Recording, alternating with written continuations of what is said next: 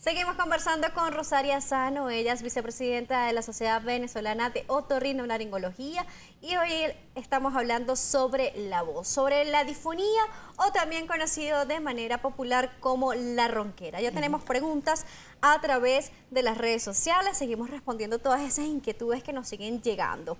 Tenemos una pregunta en Twitter que nos la hace Ana Navarro y nos dice lo siguiente: buenas tardes. Muchas veces me ahogo solo con una gota de agua, me asfixio. ¿Esto por qué sucede? A pesar de que esa pregunta pueda sonar banal, no lo es y es un síntoma muy frecuente. Recordemos que la glotis, donde están las cuerdas vocales, es el órgano protector de la vía aérea. Asimismo, cuando los pacientes tienen un reflujo faringolaringio o esa sensación de ácido, ese ácido evita que caiga la vía respiratoria a través de ese cierre glótico que realizan las cuerdas vocales. Si nosotros tenemos una incoordinación, o en todo caso cuando tragamos, una cosa es tragar saliva y otra cosa es hacer el movimiento para tragar líquidos. Aunque no lo crean, tragar líquidos es un fenómeno de glutorio mucho más complicado que tragar sólidos y genera mucho más fuerza y tensión. Cuando cae la gota a nivel de la vía aérea, la glotis inmediatamente reacciona y genera un cierre.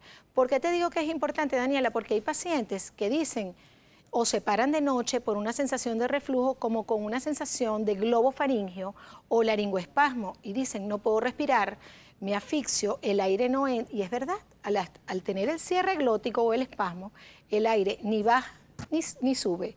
Por ende el paciente siente que se ahoga literalmente. La acción motora cortical va a hacer la apertura de la glotis y por supuesto no te vas a ahogar. Y todo depende de la cantidad de receptores o del fenotipo de cada paciente y existen síndromes como el síndrome de laringe irritable que no es solo con agua, sino con muchos irritantes ambientales que tenemos en el ambiente. Bastante importante conocer esto, a pesar de que parezca una pregunta no, y es un problema, poco extraña, realmente sí es algo que sí sucede. Porque es un problema funcional y por eso debe ir el paciente al especialista. El médico general o el médico de atención primaria, al hacer el examen físico, no va a conseguir ninguna alteración estructural anatómica, porque es simplemente un problema de contracción muscular. Claro. No va a haber ninguna alteración. Nos pregunta Ivette 1980 o 1980, nos pregunta: ¿por qué en esta temporada que llega frío me pongo ronca? Pregunta ella. Y también ahí voy a agregar algo que hablábamos en el corte y nos reíamos inclusive de que hay personas que por la noche, cuando está muy frío, pues amanecen con esa voz gutural, con esa voz gruesa, amanecen roncos. Como para producir la voz, el aire, la condición ideal es que el aire debe estar limpio y puro, húmedo y caliente. Porque esa es la función de la nariz y de los senos paranasales, de esas cavidades que tenemos arriba de resonancia.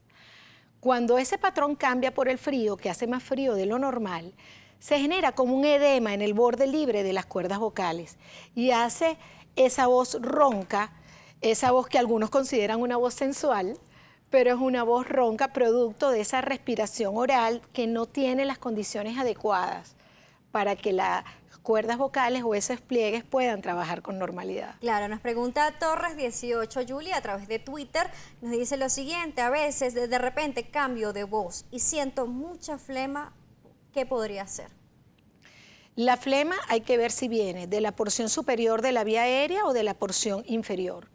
La mayor cantidad de mucosidad entre los pliegues vocales inmediatamente va a generar inflamación, edema y evidentemente te va a alterar la percepción de la voz y esa producción de la voz, esa mucosidad.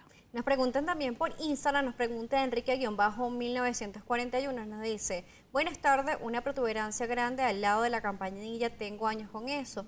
No sé si él lo quiere preguntar hacia la voz o tiene dudas si esto podría generar algo, no nos lo especifica, solamente nos pregunta por la campanilla. Toda lesión a nivel de la úvula o de paladar y esencialmente toda lesión en cavidad oral debe ser evaluada inmediatamente por el especialista y si es una lesión anormal debe ser extirpada o hacer la exéresis de la misma y enviar a su análisis histológico correspondiente. También le quería preguntar sobre la disfonía o la ronquera. Muchas veces cuando la persona está en este proceso recurre a algunos medicamentos o remedios naturales. Por ejemplo, toman algunos té o algunos preparados con jengibre. ¿Esto es productivo o no para nuestro sistema? Sí es productivo. La medicina natural siempre ayuda a la medicina alopática porque en esencia esa medicina natural son o antiinflamatorios naturales o son mucolíticos, disuelven el moco, por lo tanto de una manera indirecta siempre van a favorecer a esa mejora de la producción o higiene de la laringe para la producción vocal. Luis Gutiérrez nos dice lo siguiente: buenas tardes, yo siento obstrucción en la nariz que no me permite respirar y a veces hasta se me dificulta para hablar. Cuando el paciente tiene una obstrucción nasal severa, él no sabe si respirar o hablar al mismo tiempo. Y eso te genera lo que llamamos una incoordinación fonorrespiratoria. Si no respiramos bien, no vamos a hablar bien. Si no respiramos bien, no solamente patología superior, sino inferior, un asmático, un paciente ebótico, nuestra voz no va a salir bien.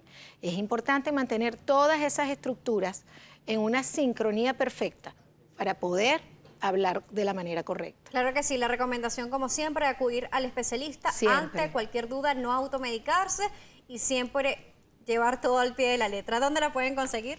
Me pueden conseguir en la Policlínica Méndez Jimón al 793-0512 o en la Clínica Las Ciencias en Los Chaguaramos al 661-6762.